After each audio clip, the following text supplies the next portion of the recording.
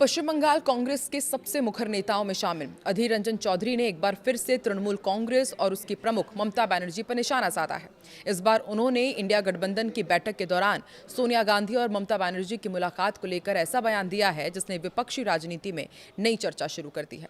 नमस्कार, मैं हूं आकांक्षा और आप देख रहे हैं न्यूज 18 का डिजिटल प्लेटफॉर्म। विपक्षी गठबंधन की बैठक में सोनिया गांधी और ममता बनर्जी की मुलाकात पर कांग्रेस के वरिष्ठ नेता अधीर रंजन चौधरी ने ऐसा तंज कसा है जिसने बंगाल की राजनीति से लेकर इंडिया गठबंधन तक नई बहस छेड़ दी है। अधीर रंजन चौधरी ने दरअसल कहा है कि सोनिया गांधी का स्वभाव क्षमाशील है, इसलिए वो उन लोगों से भी मिल लेती हैं जिन्होंने कांग्रेस को नुकसान पहुंचाया हो। सवाल ये है कि अधीर रंजन चौधरी आखिर किस ओर इशारा कर रहे हैं और इसके राजनीतिक मायने क्या है। दरअसल अधीर रंजन चौधरी ने कहा है कि सोनिया गांधी एक बड़े कद की नेता हैं, वो क्षमाशील हैं, दयालु हैं। उन्होंने यहाँ तक कहा कि जिस परिवार ने पूर्व प्रधानमंत्री राजीव गांधी के हत्यारों तक को माफ कर दिया, उसके लिए राजनीतिक विरोधियों को माफ करना कोई बड़ी बात नहीं है। उनके इस बयान को ममता बनर्जी पर अप्रत्यक्ष हमला माना जा रहा है। दरअसल पश्चिम बंगाल में कांग्रेस और तृणमूल कांग्रेस के रिश्ते लंबे समय से तनावपूर्ण रहे हैं। हालांकि राष्ट्रीय स्तर पर दोनों दल इंडिया गठबंधन का हिस्सा जरूर हैं, लेकिन राज्य की राजनीति में दोनों एक दूसरे के खिलाफ चुनाव लड़ते हैं। अधीर रंजन चौधरी खुद कई बार सार्वजनिक रूप से ममता बनर्जी और उनकी पार्टी की आलोचना कर चुके हैं। अधीर के बयान का सीधा मतलब ये निकाला जा रहा है कि वो सोनिया गांधी और ममता बनर्जी की मुलाकात को राजनीतिक मजबूरी के रूप में देख रहे हैं, न कि आपसी विश्वास के रिश्ते के तौर पर। उनके अनुसार कांग्रेस नेतृत्व गठबंधन धर्म निभाने के लिए ममता बनर्जी के साथ मंच साझा कर सकता है, लेकिन इससे पुराने राजनीतिक मतभेद खत्म नहीं हो जाते। राजनीतिक एक्सपर्ट्स का भी मानना है कि अधीर रंजन चौधरी का बयान केवल एक टिप्पणी नहीं, बल्कि इसके जरिए उन्होंने कांग्रेस नेतृत्व को भी संदेश देने की कोशिश की है। वो लगातार ये कहते रहे हैं कि पश्चिम बंगाल में तृणमूल कांग्रेस की सबसे बड़ी राजनीतिक प्रतिद्वंदी है। ऐसे में सोनिया गांधी और ममता बनर्जी की नजदीकियां उन्हें असहज करती हैं। अधीर ने इसी दौरान बहरामपुर लोकसभा सीट का मुद्दा भी उठाया। उन्होंने आरोप लगाया कि तृणमूल कांग्रेस ने उन्हें हराने के लिए करोड़ों रुपए खर्च किए और चुनाव में धार्मिक ध्रुवीकरण की राजनीति की। उनका दावा है कि ममता बनर्जी ने खुद यहां जाकर तृणमूल उम्मीदवार यूसुफ पठान के लिए प्रचार किया, मतदाताओं से मुस्लिम उम्मीदवार के पक्ष में मतदान की अपील की। बहरामपुर सीट से अधीर रंजन चौधरी की इस सीट को राजनीतिक गढ़ उनका माना जाता है। 2024 के लोकसभा चुनाव में पूर्व भारतीय क्रिकेटर यूसुफ पठान ने उन्हें हराकर बड़ा उलटफेर कर दिया था।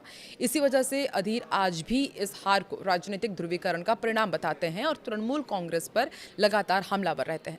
इसी बीच बहरामपुर सीट को लेकर एक और राजनीतिक चर्चा तेज हो गई थी। कुछ मीडिया रिपोर्ट्स में यह दावा किया गया था कि ममता बनर्जी भविष्य में इस सीट से चुनाव लड़ सकती हैं और इसके लिए यूसुफ पठान से इस्तीफा देने को कहा जा सकता है। हालांकि यूसुफ पठान ने इन खबरों को पूरी तरह से खारिज कर दिया है। पठान ने सोशल मीडिया पर जारी वीडियो संदेश में साफ कहा कि ममता बनर्जी ने कभी उनसे इस्तीफा देने के लिए नहीं कहा। उन्होंने कहा कि पार्टी के किसी वरिष्ठ नेता ने भी इस तरह की कोई चर्चा नहीं की, इसलिए उनके इस्तीफे और उपचुनाव की अटकलें पूरी तरह बेबुनियाद है। इस विवाद में पूर्व भारतीय क्रिकेटर कप्तान यानी कि सौरभ गांगुली का नाम भी सामने आया था। कुछ रिपोर्ट्स में यह भी दावा किया गया कि गांगुली ने ममता बनर्जी की ओर से यूसुफ पठान से बातचीत की थी, लेकिन गांगुली ने भी इन खबरों को गलत बताया और कहा कि ना तो उन्हें कोई संदेश देने के लिए कहा गया था और ना ही उन्होंने पठान से संबंध में कोई संपर्क किया। इसी बीच एक और अपडेट है टीएमसी से जुड़ा हुआ। टीएमसी के भीतर जारी बगावत पर पार्टी सांसद और वरिष्ठ नेता कल्याण बनर्जी ने बागी तेवर दिखा रहे सांसदों पर तीखा हमला बोला है। उन्होंने कहा कि यदि किसी सांसद ने पार्टी छोड़ने का फैसला कर लिया है तो उसे केवल पार्टी से ही नहीं बल्कि सांसद पद से भी इस्तीफा देना चाहिए। कल्याण बनर्जी ने कहा कि राज्यसभा सदस्यता से इस्तीफा देने वाले सुखेंदु शेखर रॉय ने कम से कम राजनीतिक नैतिकता का परिचय तो दिया, लेकिन जो सांसद पार्टी के खिलाफ जाकर दूसरे दलों के नेताओं से मुलाकात कर रहे हैं उन्हें भी नैतिक आधार पर अपना पद छोड़ देना चाहिए। वहीं प्रेस कॉन्फ्रेंस में मौजूद कीर्ति आजाद ने कहा कि जो लोग टीएमसी छोड़ना चाहते हैं वो छोड़ दे, लेकिन तृणमूल का नाम ना ले। ये पार्टी ममता बनर्जी के संघर्ष से खड़ी हुई है, विरासत में नहीं मिली है। याद रखिए, घायल शेरनी ज्यादा खतरनाक होती है और आने वाले समय में बंगाल और देश की राजनीति में इसका जवाब मिलेगा। दरअसल खबर है कि टीएमसी के नाराज सांसदों का एक बागी गुट आज लोकसभा अध्यक्ष ओम बिरला से मुलाकात कर सकता है और सूत्रों के मुताबिक टीएमसी सांसदों के ये बागी गुट लोकसभा में अभिषेक बनर्जी की जगह काकोली घोष को नेता के तौर पर मान्यता देने की मांग उठा सकते हैं। लोकसभा में टीएमसी के पूर्व चीफ विप रही काकोली घोष ने दावा किया है कि उनके साथ करीब 20 सांसदों का समर्थन है। इन बागी टीएमसी सांसदों ने अलग खेमा बनाते हुए एनडीए में शामिल होने की इच्छा जताई है और इस संबंध में लोकसभा अध्यक्ष को 20 सांसदों के हस्ताक्षरों वाला पत्र भी भेजा है। खबर है कि पूर्व क्रिकेटर यूसुफ पठान भी इस बागी खेमे में शामिल है। हालांकि उनकी तरफ से इस बारे में भी कोई बयान नहीं आया है। ऐसे में अगर बागी गुट का दावा सही साबित होता है तो ये ममता बनर्जी के नेतृत्व वाली टीएमसी के लिए बड़ा झटका माना जाएगा। अब सबकी नज़र लोकसभा अध्यक्ष के फैसले और पार्टी नेतृत्व की अगली रणनीति पर टिकी है। उधर दिल्ली में टीएमसी सांसद शताब्दी रॉय के आवास पर सोमवार रात बागी सांसदों की अहम बैठक हुई। इस बैठक में बापी हलदार, अबू ताहिर खान, असित कुमार मल, खलीलुर रहमान और शर्मिला सरकार समेत कुल 8 सांसद मौजूद रहे। इस दौरान बंगाल के सीएम शुवेंदु अधिकारी भी शताब्दी रॉय के घर पहुंचे।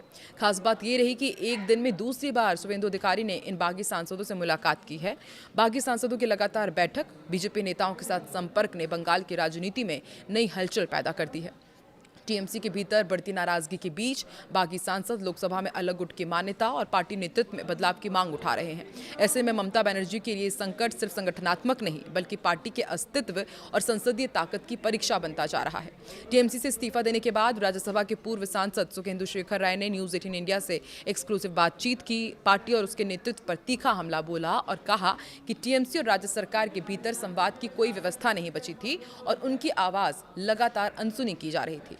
उन्होंने ये भी दावा किया कि पार्टी में वन वे ट्रैफिक की स्थिति बन गई थी, जहां कुछ चुनिंदा लोग ही बोलते थे और बाकी नेताओं की राय को महत्व नहीं दिया जाता था।